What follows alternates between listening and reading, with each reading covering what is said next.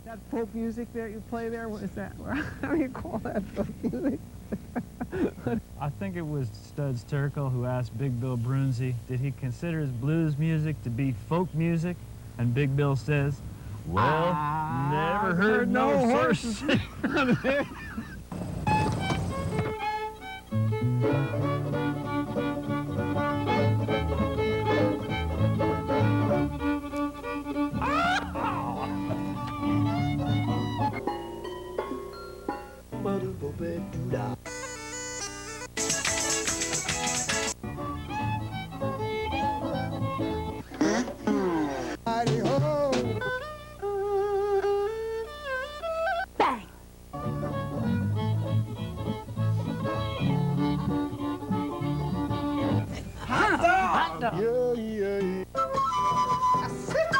Don't hesitate.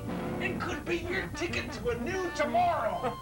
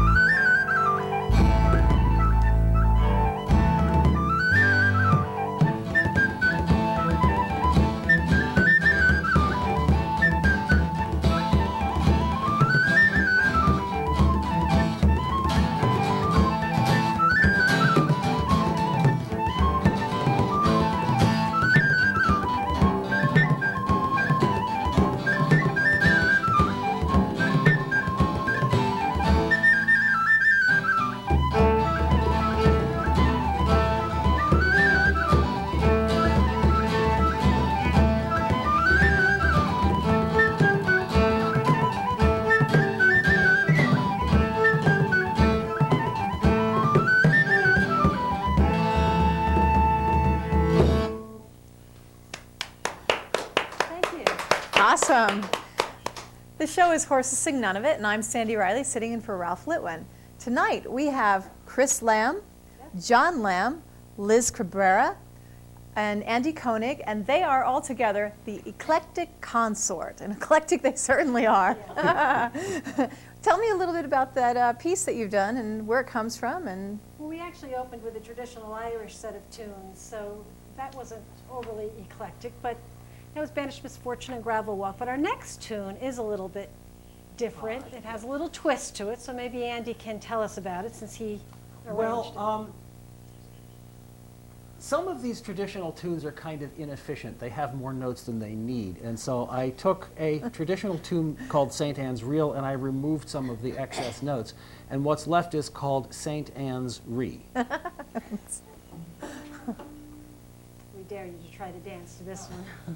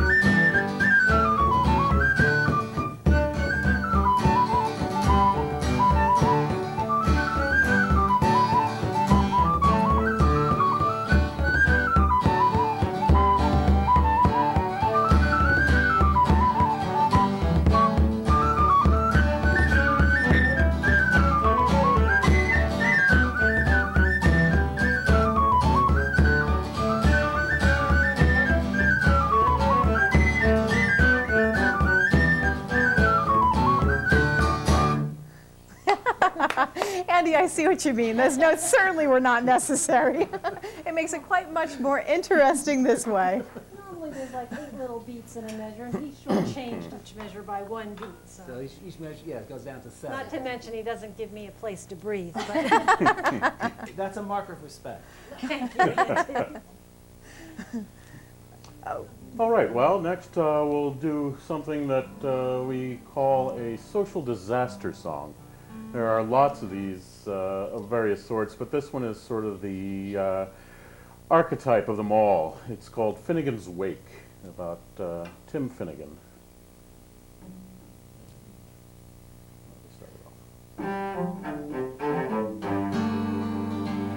Tim Finnegan lived in Walker Street, a gentleman Irishman mighty odd.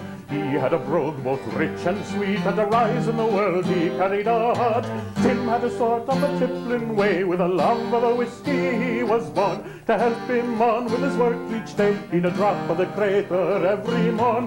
Whack for the day, come dance to your partner, well, the floor your trotters shake. Wasn't it the truth I told you, lots of fun at Finnegan's Wake? One morning Tim was feeling full, his head was heavy which made him shake. He fell from the ladder and broke his skull, and they carried him home his corpse to wake. They rolled him up in a nice clean sheet and laid him out upon the bed. A gallon of whiskey at his feet and a barrel of porter at his head. Whack for the day, come dance to your partner, well, the floor your trotters shake. Wasn't it the truth that told you, lots of fun at Finnegan's Wake? His friends assembled at the wake, and Mrs. Finnegan called for lunch. First they brought in tea and cake, then pipes, tobacco and whiskey punch. Biddy O'Brien began to bawl, such a nice clean corpse did you ever see? Oh, Tim of Ornan, why did you die? And I hold your gob, says Paddy McGee. Whack Foladay, come dance to your partner, well, the floor your trotters shake. Wasn't it the truth that told you, lots of fun at Finnegan's Wake?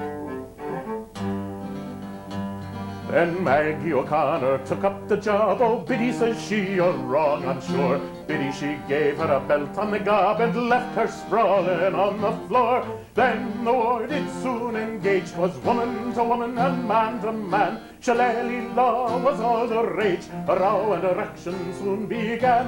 Whack for the day, come dance to your partner, well, but will your trotters shake? Wasn't it the truth that told you, lots of fun at Finnegan's Wake? Then Mickey Maloney ducked his head when a noggin of whiskey flew at him. It missed and fallen on the bed. The liquor scatters over Tim. The corpse revives, see how he raises. Timothy rising from the dead. Says twirl your whiskey around like blazes. Come on, do you think I'm dead? Whack for the day, come dance to your partner, well, the floor your trotters shake. Wasn't it the truth that told you lots of fun at Finnegan's Wake? Bartholomew danced to your partner, well, the fleur your troubles shake. Wasn't it the truth that told you lots of fun at Finnegan's Wake? Finnegan's Wake. Ah, the story of a right proper Irish funeral. Yes. He actually got to attend his own, eh? Yeah. That's At a least good once. trick. At least once. Okay, I'm almost afraid to ask. Well, Andy also wrote this one, Cerulean Blues. So it's a sort of typical blues progression, and the title comes from the fact that I wrote it in the seat of an airliner at 37,000 feet on the way to a conference and couldn't think of a title and looked out at this pristine blue sky and said, okay, I've got a title. The thing I like about it is that it's a blues piece, but it was written with recorder in mind, and most people think of recorder as, I don't know, a school instrument sometimes, but it's an instrument in its own right, and it can play all sorts of things, including jazz, so we figured it'd be a good piece.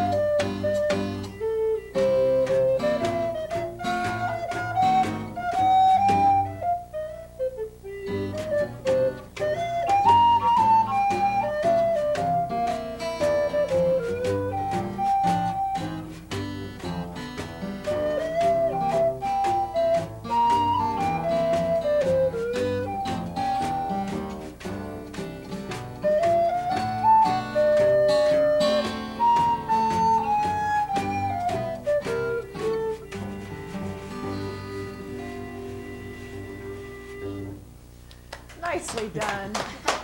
Okay, you made a believer out of me. Yeah, you can use the recorder to play the blues. I never would have. Nice, very nice. You never would have convinced me if I wasn't actually here. Now you know too. You can play the blues with a recorder. Okay, what else do you have for me? Well, we originally started as an early music group and sort of branched out. And so we decided that we would try to do a shall we say, postmodern art wacko treatment of some very early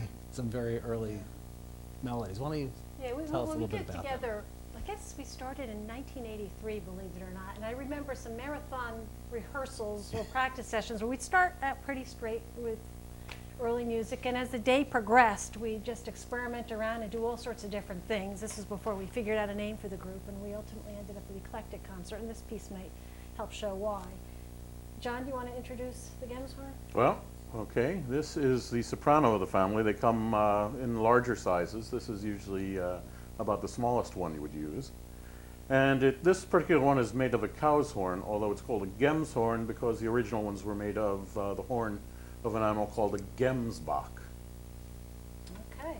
So we have a traditional Sephardic song paired with a cantiga to Santa Maria, a song to Saint Mary. So interesting coupling, but go ahead. Yes.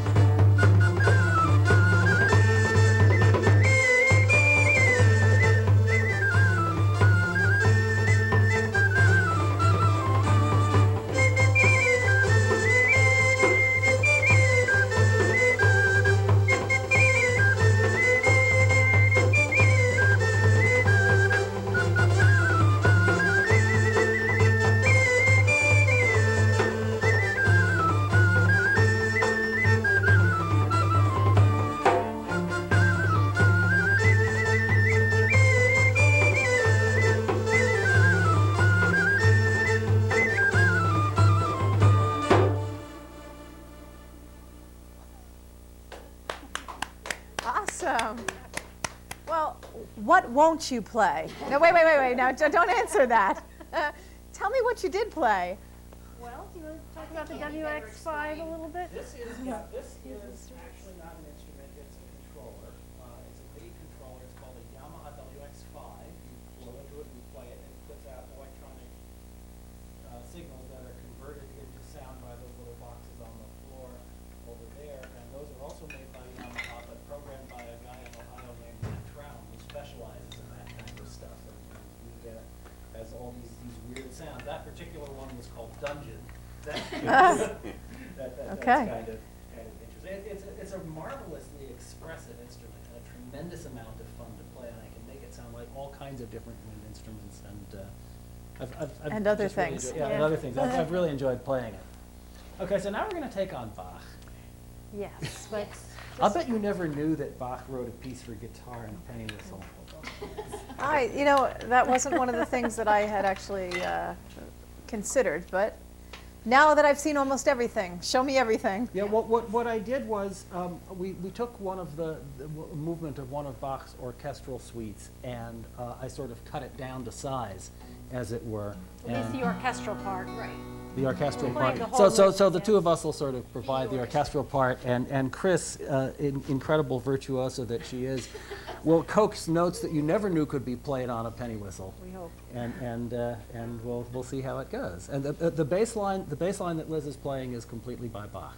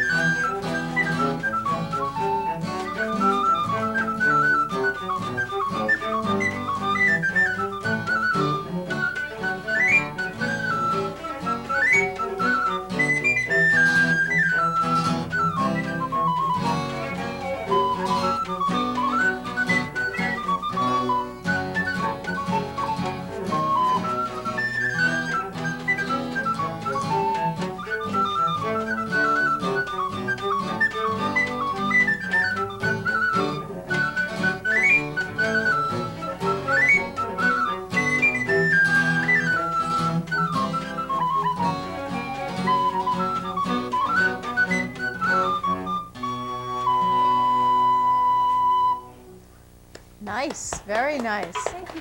Thank you. Wow, I'm so intrigued by all the stuff that you're doing. You know what? The Gem's horn. Are you going back to that? No. Well, we had only planned on the one. You have a question? I love the tone on that. And, It's you know, haunting, isn't it? It's beautiful. I'd like to know where I can get one. I haven't seen one in my local shops. You Well, know? they're kind of specialty items. You buy them from early music specialists. There are only a couple in this country. There's one in England. Do you remember where we got this one at all, Chris? The short answer is no. No. My guess would be we picked it up from someone at the Boston Early Music Festival one year. I bet you Yeah. got it at the Boston Early Music Festival. You might be able to get them at the Boston Early Music Shop That's- or at Yes. Lark in the Morning. Ah, Sure. quite interesting. You know what? What's more important, I'm sure that our listeners are going to want to know where they can see you, where they can hear you again. Do we have contact information of where we can Check get the some website. information? Here are we go. accessible We through can our adjust.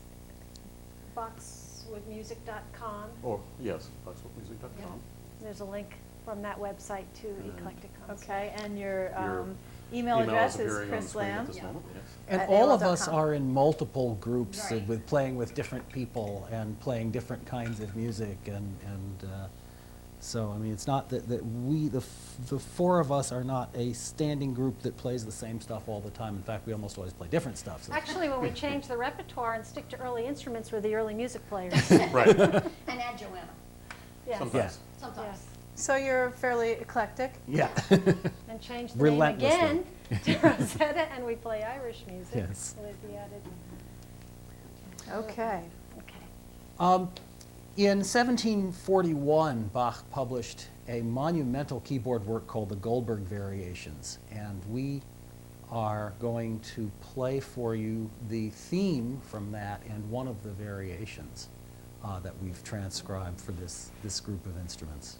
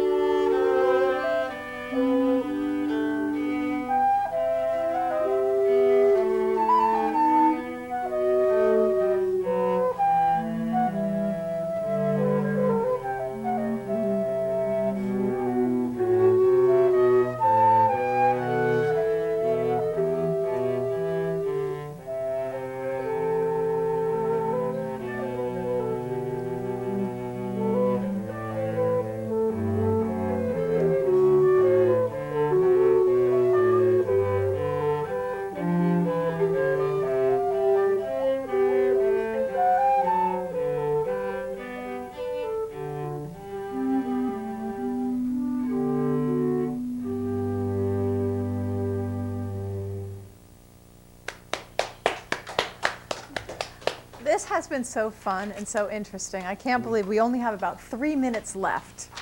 Okay, well, in that case, yes, it's traditional to end a musical set with a waltz.